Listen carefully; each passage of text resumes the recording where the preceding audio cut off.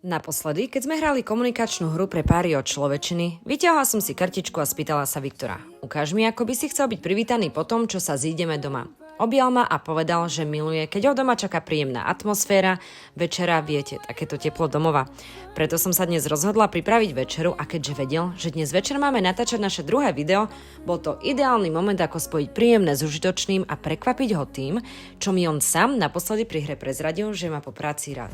Veľmi sa potešil a keďže s Viktorom plánujeme budúcnosť, ktorá zahrňa svadbu, spoločnú domácnosť a rodinu, dnes som náhodne vybrala 10 kartičiek zo série Vezmeme sa. A tu, dámy a páni, je skryté čaro tejto hry. Vyťahla som si kartičku, na ktorej stalo, čo ak jeden z nás príde o prácu a na druhej, aký postoj by si zaujal pri neočakávanom tehotenstve.